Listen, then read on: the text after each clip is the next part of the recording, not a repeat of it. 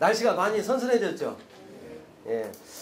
여름에 한때 더울 때는 사람들이 축 늘어지고 투자 활동도 보니까 여름에는 좀 느슨해지는 것 같아요. 그러다가 이제 가을이 접어들면은 또 돌아다니기, 특히 임장 다니기가 좋잖아요. 그죠?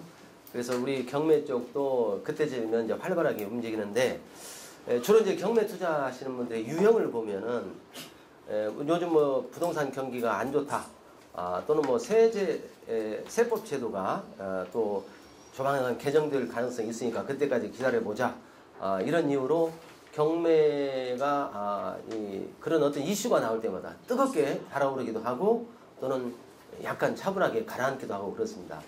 그래도 경매 시장을 보면은 꾸준하게 입찰 행위는 이루어지고요.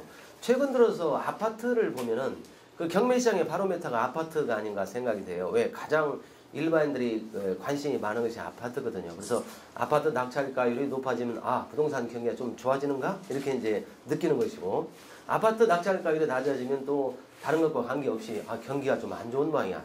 요즘 아파트 사도 잘 안 팔려. 이런 식으로 해서 이제 좀 뭐랄까 분위기가 좀 차분하게 좀 내려왔는데, 최근 들어서는요. 일단 제가 이제 최근에 낙찰가율을 보니까 아파트 낙찰가가 조금씩 미세하게나마 상승하고 있지 않은가, 떨어지진 않는다, 이런 느낌을 가졌어요. 그래서 주로 이제 아파트 입찰하시는 분들한테 제가 물어봅니다. 경매 이제 아파트 입찰하시는 분들이 이제 주로 보면 경매를 시작한 지 한 1년 남짓, 막 길어도 한 2년 정도 되고, 그리고 또 성별로 보면 남성들보다는 여성들 측이 많지 않은가, 대략적인 이제 통계를 보니까 그런 것 같아요. 그런데 이제 그분들한테 제가 물어봐요. 아파트 입찰해서 얼마 정도 법니까? 이렇게 물어보면 많은 욕심 없고요. 뭐 500뛰기 아니면 1000뛰기 합니다. 그게 목적입니다. 그래요. 그러니까 아파트 하나 낙찰 받아서 500만 원 내지 1000만 원 정도 벌면 족하지 않느냐. 그래서 그러면 그 정도 500이나 1000만 원 정도 벌기 위해서 아파트 낙찰을 얼마나 받아봤습니까? 쉽게 받아집니까? 이렇게 또 질문하면 또 그렇지는 않다는 얘기예요. 500만 원이나 1000만 원이 부동산 투자에서 버는 데 비하면요, 그렇게 큰 돈이 아닙니다. 아파트 하나에도 결국은 투자되는 자금이 작게는 한 1억, 뭐 크면은 한 3, 4억씩 들어가잖아요. 근데 거기서 1, 2천만 원 정도 이렇게 남는다는 것은 투자 비용 대비 수익이 이렇게 좋은 게 아니에요. 그래도 현실이 뭐 경매에서 이제 깊이 또 지식이 또 이렇게 있는 것도 아니고 손쉽게 할 수 있는 것이 아파트. 또 잘 팔리니까. 법률 관계가 복잡하지 않으니까. 이런 이유로 이제 아파트에 대해서 많이 선호를 하는데, 근데 그 아파트 하나 낙찰받기가 하늘에서 별따기예요. 심지어는 어떤 분들은 이제 전 이제 경매 교육을 뭐 기초부터 특수물건까지 MPL고 다 하고 있는데요. 기초반을 이렇게 거친 사람들이 이제 막 2달 끝나고 나면은 아파트 경매 시장에 이제 뛰어들거든요. 그런데 수익 분석을 할 줄 알아요. 이 법은 몰라도 요 아파트는 얼마 정도의 낙찰 받아야 나한테 얼마 정도의 수익이 보장된다. 그렇게 해서 수익 분석을 해서, 예를 들어서 어떤 아파트는 79%의 낙찰 받아야 한다. 그래야 돈 1000만 원 떨어진다. 아니면은 이것은 본전치기 아니면 손해가 볼 수 있다 해서 79% 정도 이렇게 정해가지고 입찰하는데, 막상 뚜껑 열고 보면요, 자기가 원했던 79%에 입찰하는 사람들은 별로 없고 전부 다 80 내지 82, 3% 막 이렇게 올라간단 말이죠. 그 사람들 이겨먹으려면 그 이상 84%, 85% 써야 돼요. 그렇게 해서 낙찰을 받아봤자 그것은 수익하고는 전혀 관계없이 집만 되는 것입니다. 그거 대출 받아가지고요, 너무 이게 비싸게 낙찰 받은 사람들은 보면은 은행에서 대출 받아가지고 팔아야 되는데 자기 이익을 남기고 팔려고 하다 보니까 안 팔리는 거라, 이게. 계속 가지고 있어야 돼. 그러다 보니까 어떤 문제가 생기냐면 은행 이자만 계속 빠져나가고 결국 그건 이제 견디다 못해 뭐 흔히 말하는 손절매라고 하죠. 결국 손해보고 파는 거예요. 손해보고 팔 것 같으면 빨리 파는 것이 좋지 않느냐 이렇게 생각하는데, 투자자 심리는 그렇지 않은 것이죠. 일단은 좀 기다려보자. 좀 좋아지겠지. 근데 이게 그동안 경험해 보셨지만 아파트 가격이 쑥쑥 올라간 적이 없지 않습니까? 최근 한 5, 6년 동안. 그러죠?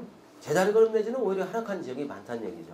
그러다가 이제 이자에 못 이겨서 결국은 손절매를 하는 경우까지 생기는데, 그래서 이제 아파트 경매를 시작하신 분들이 아파트에 도전했다가 많이 실망들을 하죠. 그리고 이제 다른 쪽에다 이제 눈을 돌리는데, 그 중에 또 하나가 이제 아파트와 어떤 투자 유형이 좀 비슷한 것이 MPL 아니겠습니까? 그래서 MPL은 어차피 확정된 가격을 가지고 채권을 사서 배당을 받든지 아니면 또 직접 채권을 활용해가지고 입찰을 한다 이런 목적으로 MPL을 사는데 이 MPL조차도요 예상 낙찰가 잘못 평가하게 되면은 손해를 볼 수가 있어요. 그리고 특히 이제 입찰 단순 입찰보다는 MPL 같은 경우는 그동안에 우리가 이제 경매 절차에서 등한시했던 선순위 채권 같은 거 이런 거 정확하게 알아야 되거든. 아무리 1순위 저당권이라 하더라도 선순위에 예컨대 뭐 방해세와 같은 조세가 있다든가 또는 법인 소유 같은 것도 임금이 쳐들어올 수 있거든요. 이런 것이 이제 들어올 수 있고 또는 소액보증금 같은 것이 나중에도 저당권 밑에 쳐들어오면은 결국은 계산했던 내가 선순위 채권을 다 회수를 못하는 거예요. 더 위험한 것이 아주 MPL이에요. 그걸 조심하셔야 돼요. 그러니까 이 단순 입찰 같으면 뭐 인수되는 거 없다. 오케이. 한번 뭐 79%, 80% 낙찰을 받아보자. 이렇게 하면 되는데 또 MPL이라는 것은 그것만 가지고는 안 되고 일단은 채권에 흠집을 낼 위험 요소가 없느냐 이것까지도 봐야 되고 심지어는 이제 MPL의 경우는 질권대출을 받거든요. 이 기간이 너무 길어지면은 수익에 마이너스가 될 경우가 있어요. 질권 이자 때문에. 근데 실제 경매 절차를 보면 자꾸 변경 그러다가 또는 어떤 때는 정지되기도 하고 나중에 알아보니까 경매 개시 결정에 대해서 이의가 제기되거나 회생 신청이 들어오거나 그러면은 절차가 길어져서 내 수익은 늘어나지 않는데 이제 이자가 자꾸 빠져나간단 말이에요. 이런 부분들에 대해서 깊이 알지 못하고 그냥 쉽다, 간단하다 이렇게 생각하고 MPL 투자에 뛰어들었던 분들은 많은 손해를 본 사람이 있어요. 직접 최근에도 손해를 본 분이 제 주변에도 있습니다. 그런 분들은 제대로 이제 준비가 안 된 상태에서 이렇게 눈에 이렇게 수익이 있을 것처럼 보이니까 투자를 했다가 이렇게 손해를 보는 것이 아닌가 이제 그런 생각이 들어요. 그래서 이 MPL도 역시 만만치 않은 것이고 이쪽에 지속적으로 투자를 하고자 할 때는 충분한 지식을 갖추셔야 돼요. 그리고 난 후에 뛰어들어도 늦지 않습니다. 이게 초보딱지 떼고 MPL 투자하는 것은 저는 반대예요. 뭐 2달 정도 마치고 바로 투자에 들어간다. 그것은 굉장히 위험한 게임이 되는 거죠. 자, 이 둘 다 결국은 희망도 있지만 또는 제가 경매 MPL에 약간 이제 부정적 이미지를 가질 수 있는 그런 말씀도 드렸습니다. 그런데 투자라는 것은요, 내가 알고 올바르게만 판단하면 분명히 수익이 있어요. 그리고 또 저는 부동산 투자가 최근에 우리가 할 수 있는 투자 중에서 가장 안전한 투자가 아닌가 그런 생각을 합니다. 예를 들어서 이제 주식 같은 거 하시는 분들이 있고 제 주변에서 주식으로 완전히 그냥 쫄딱 망한 사람도 있어요. 근데 그런 사람들이 많더라고. 근데 부동산 투자를 해가지고 망한 분들은 제가 아직까지는 보지를 못했어요. 약간 손해를 봤다든가 이런 경우 있는데 완전히 뭐 예를 들어서 그냥 휴지 조각이 됐다든가 이런 것은 아직까지는 제가 보지를 못했어요. 그런데 그래서 이제 투자는 역시 그 부동산 투자 쪽에다가 초점을 맞춰서 투자를 하는 것이 좋다. 근데 좋은데 그냥 좀 수익을 좀 키워봐야 되겠다. 크게 얻어봐야 되겠다. 500만 원, 1000만 원 아파트 이것도 힘든데 그렇다고 해서 포기할 수도 없고 그러다 보니까 뭐 인건비도 안 나온단 말이죠. 근데 경매도 조금만 그 눈높이를 높이면요 엄청난 수익을 올릴 수 있는 것들이 많고요. 제가 최근에 이제 주도해가지고 낙찰 받은 것들 그것을 이렇게 보여드린다면 소개한다면 이 시장에도 희망이 있구나. 대박의 희망이 그게 막연한 꿈이 아니고 현실화될 수 있다라는 것을 알 수 있을 거예요. 그래서 여기서 뭐 이쪽에 경매 시장 특수물건 특히 이제 특수물건 같은 경우 수익률이 굉장히 큰데 그냥 추상적인 말이 아니고 제가 2010년도에 낙찰 받아서 처리한 사건을 하나 소개를 해드리고 또 하나는 예전에 2006년도에 그 낙찰 받은 사례가 하나 있어요. 자료를 보시면요. 그것 말고도 여러 사건들이 진립해 있는데 우선 제가 이제 이 사건을 한번 좀 설명을 드려서 이 특수물건에 대한 경매가 어떤 특징이 있고 장점이 있느냐 또 어떤 단점이 있느냐 이런 것들을 다 전체적으로 말씀을 좀 드리고자 합니다. 오늘 제가 지금 여기 공개 강의, 공개 설명이라고 해야 되겠죠. 뭐 강의는 아니고 공개 설명에서 말씀드릴 주제는 특수물건입니다. 특수경매물건. 과연 특수경매물건의 전망은 좋은가? 우리 일반인도 투자할 수 있는가? 거기에 대해서는 제가 그냥 이 내용 설명으로 답변을 가름하고자 하는 것입니다. 그 화면을 한번 제가 보면서 제가 말씀을 좀 드리죠. 지금 이 사건이 이제 그 토지 사건입니다. 토지인데 포천 지역이거든요. 포천의 소르베에 소재하고 있는 토지인데 용도 지역은 일반 상업 지역이에요.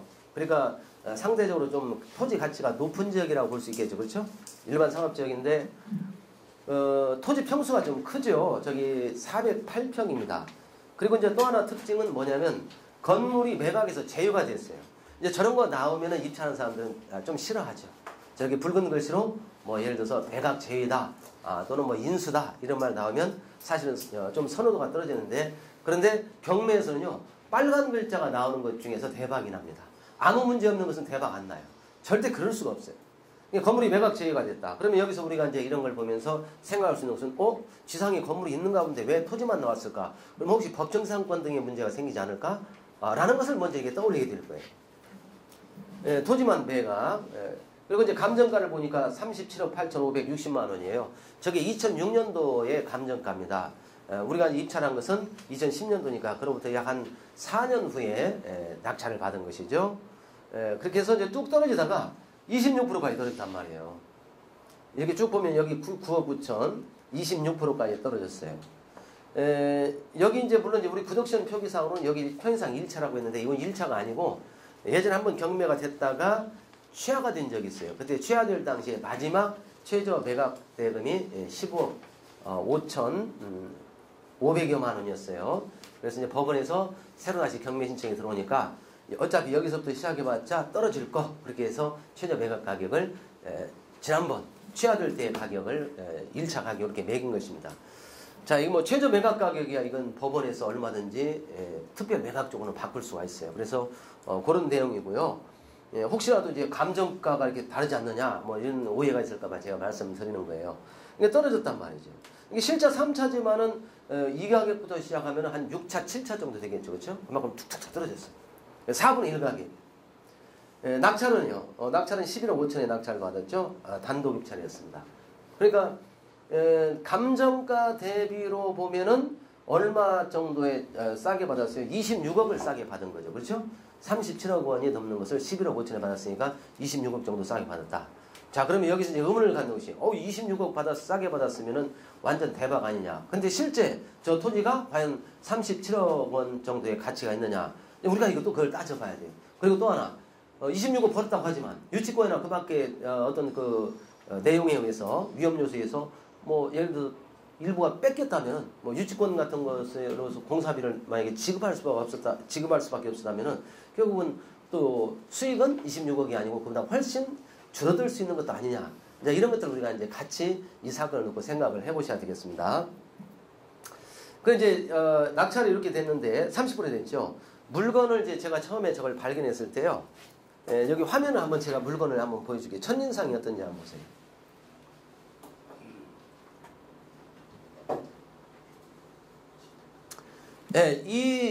일단 물건이 딱 나왔는데 저걸 딱 보는 순간 일단은 경매하신 분들은 아이고 머리가 아프다. 이렇게 생각하는 거예요. 여하튼 머리가 감정 가격도 큰데 머리까지 아프면요. 사람들이 관심을 안 가지게 됩니다. 그리고 저렇게 9억대까지 떨어졌지만 설마 하니 복잡한 문제도 있고 또 누군가 들어오겠지. 그러니까 나는 차라리 오늘도 500만 원, 1000만 원 기대하면서 아파트 입찰장으로 가자 하고 이제 가서 다른 데로 가버리는 거예요. 근데 아파트 100개 입찰하면요. 진짜 500이나 1000만 원 벌 수 있는 것은 거기서 두세 번밖에는 나한테 기회가 안 옵니다. 50번 입찰해서 다 떨어진 사람도 있어요. 그 비용 털고 나면 1000만 원, 500만 원 벌어봤자 사실은 그 비용이나 일당도 안 나오는 그런 거라고요. 그러니까 앞으로 이런 거 나오면은 머리 아프다고 할 것이 아니라 이제는 마음을 180도로 바꿔야 돼요. 한번 도전해볼까? 끝까지 파헤쳐보고 안 되면 포기하더라도 처음부터 포기하게 된다면 경매 시장에서는 설 자리가 없어요. 저거 딱 보는 순간 이제 경매를 좀 하신 분들은 저거 틀림없이 유치권 주장하겠구나. 그리고 건물을 짓다가 조금 기초공사라도 지금 하는 모양새는 갖췄잖아요. 저거 그러면 법정상권 문제도 아울러서 논란이 되겠구나. 라는 것을 이제 직감적으로 알 거예요. 쟁점이 두 개구나. 법정상권하고 유치권 두 개겠구나. 자, 이렇게 해서 이제 이 땅이 이제 이렇게 해서 경매가 나왔는데, 현재 이게 이제 나중에 이제 제가 말씀드리지만 사실 이거 12m나 파가지고 HB 이렇게 설치한 상태에서 4년간 중단됐다가 나온 거니까 참 복잡한 사연이 있는 물건이죠. 그죠?